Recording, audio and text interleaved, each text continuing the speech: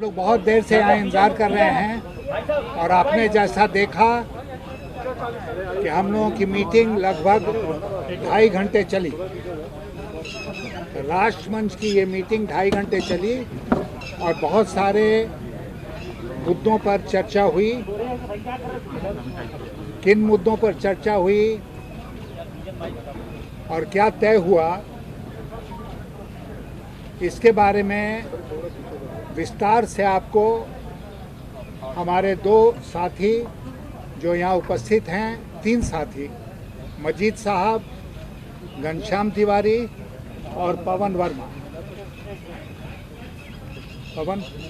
ये 3 लोग विस्तार से आपको ब्रीफ करेंगे जो 2.5 घंटे का डिस्कशन हम लोगों का हुआ उसके बारे में। और इसलिए आप लोग धैर्य रखिए, सारी बात बताई जाएगी और सारे सवालों का जवाब दिया जाएगा। लेकिन एक सवाल का सर, बस सर एक सवाल का जवाब आप दे दीजिए। नहीं, हम अभी पूछेंगे जिसको ठीक है तो क्या सर आगे कर लीजिए कुर्सी। देखिए, सबसे पहले तो एक बात का खुलासा करना बहुत ज़रूरी है, क्योंकि मीडिया में पिछले 24 घंटों से जो खबरें आ रही हैं, चाहे वो इलेक्ट्रॉनिक मीडिया हो या इवन प्रिंट मीडिया हो, कि ये राष्ट्रमंच की सभा एंटी बीजेपी पॉलिटिकल पार्टीज़ को इकट्ठा करने के लिए शरद पवार जी ने बुलवाई। ऐसी कोई बात नहीं है। सबसे पहले तो मैं ये कहना चाहूँगा कि ये सभा शरद पवार साहब के मकान पर हुई है, लेकिन ये शरद पवार साहब ने नहीं बुलवाई है। पहली बात, ये सभा राष्ट्रमंच के प्रमुख हमारे यशवंत सिन्हा जी की तरफ से बुलाई गई थी और हम सब जो राष्ट्रमंच के फाउंडिंग मेंबर्स हैं या कार्यकर्ता हैं, हम लोगों ने सब सहयोग के साथ इस सभा का आयोजन किया था।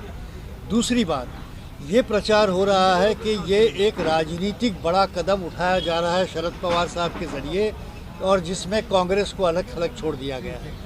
ये बात भी गलत है। न तो राजनीतिक दृष्टि से कोई डिस्क्रिमिनेशन या कोई एक्सक्लूजन हुआ है। हमने उन मेंबरों को बुलाया है जो उस किस्म के हमारी आइडियोलॉजी जो है राष्ट्रमंच की, उसको सब्सक्राइब करते हैं, तो जिसमें सभी राजनीतिक पक्षों के लोग आ सकते हैं। इसमें कोई राजनीतिक मतभेद नहीं था। तीसरी बात, ये भी खुलासा आवश्यक है, कांग्रेस के भी मेंबरों को इसमें निमंत्रण मैंने खुद दिया है। मैं 5 कांग्रेस के एमपी के नाम दे सकता हूं, जिनमें विवेक तनखा जी, मनीष तिवारी जी, कपिल सिब्बल जी, डॉक्टर अभिषेक मनु सिंघवी जी, शत्रुघ्न सिन्हा जी। मगर कुछ लोगों की तो जेन्युइन डिफ़िकल्टी उन्होंने हमसे कही कि भाई मैं दिल्ली में नहीं हूँ, मैं पहुँच नहीं पाऊँगा, मगर हमें आप अपने साथ समझिए। इस तरह के हमें मैसेजेस आए हैं। तो ये कोई कांग्रेस का बाइकॉट या कांग्रेस को अलग रखने के लिए एक कोई बड़ा गठबंधन बन रहा है, इस तरह का विचार जो चल रहा है, ये पूरी तरह से गलत है। अब आज की सभा में विशेष तौर पर आज की ये एक मंच का जो आइडियोलॉजी है और मंच का जो कार्यक्रम है, उसके तहत ये तय हुआ है कि पॉलिटिकल, इकोनॉमिक और सोशल वातावरण जो आज देश में बना है, उसको बेहतर बनाने के लिए, उसको ठीक करने के लिए राष्ट्रमंच का क्या रोल होगा, इस पर सुझाव सबको सुना गया।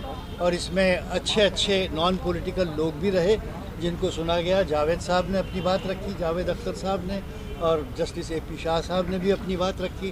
तो ये कोई एक राजनीतिक कार्यक्रम नहीं था जिसको गलत तरीके से प्रचार करना सही नहीं होगा, नाइंसाफ़ी होगी।